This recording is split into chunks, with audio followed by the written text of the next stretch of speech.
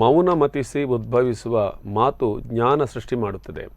ಬರೇ ಮಾತುಗಳೇ ಮಂತಿಸತೊಡಗಿದರೆ ಅಲ್ಲಿ ಘರ್ಷಣೆಯ ಬಿಸಿ ಉಂಟಾಗುತ್ತೆ.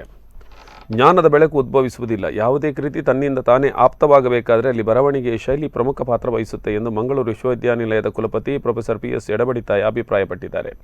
ಮಂಗಳೂರಿನಲ್ಲಿ ನಡೆದ ಸಮಾರಂಭದಲ್ಲಿ ಲೇಖಕರಾದ ಡಾಕ್ಟರ್ ನಾಗವೇಣಿ ಎನ್ ಮಂಚಿ ಬರೆದ ಲಿಂಗತ್ವ ಅಲ್ಪಸಂಖ್ಯಾತ ಸಂಜೀವ ಅವರ ಜೀವನ ಚರಿತ್ರೆ ಸಂಜೀವನವನ್ನು ಅನಾವರಣ ಮಾಡಿ ಮಾತನಾಡಿದ ಕುಲಪತಿ ಪ್ರೊಫೆಸರ್ ಸುಬ್ರಹ್ಮಣ್ಯ ಎಡಬಡಿತಾಯ, ಈ ಕೃತಿಯ ವಸ್ತು ಲಿಂಗತ್ವ ಅಲ್ಪಸಂಖ್ಯಾತ ವ್ಯಕ್ತಿಯಾದ ಸಂಜೀವ ಅವರ ಜೀವನ ಮತ್ತು HIV ಬಾಧಿತರಾಗಿ ಅವರು ನಡೆಸಿದ ಹೋರಾಟ.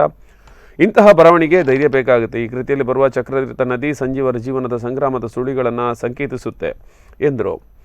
HIV ಬಾಧಿತ ಜೊತೆಗೆ ಲಿಂಗತ್ವ ಅಲ್ಪಸಂಖ್ಯಾತರಾಗಿರುವ ಸಂಜೀವ ಅವರು ತಮ್ಮ ದೇಹ ಪ್ರಕೃತಿಯ ಬಗ್ಗೆ ವೈದ್ಯರು ಹೇಳಿದ ಆಘಾತಕಾರಿ ವಸ್ತುಸ್ಥಿತಿಯನ್ನು ಹೇಗೆ ನಿಭಾಯಿಸಿದ್ರು, ಆತ್ಮಹತ್ಯೆಯಿಂದ ಕಠಿಣ ನಿರ್ಧಾರ ಕೈಗೊಂಡು ಚಕ್ರತೀರ್ಥ ನದಿಗೆ ಹಾರಲೆಂದು ಹೊರಟವರು ಅಲ್ಲಿಯ ಸುಳಿಗಳನ್ನು ತಮ್ಮ ಬದುಕಿಗೆ ಅನ್ವಯಿಸಿಕೊಂಡು ಛಲದಿಂದ ಬದುಕುವ ತೀರ್ಮಾನವನ್ನು ಹೇಗೆ ಕೈಗೊಂಡರು ಎಂಬೆಲ್ಲ ವಿವರಗಳನ್ನು ಈ ಒಂದು ಕೃತಿಯಲ್ಲಿ ವಿವರಿಸಲಾಗಿದೆ.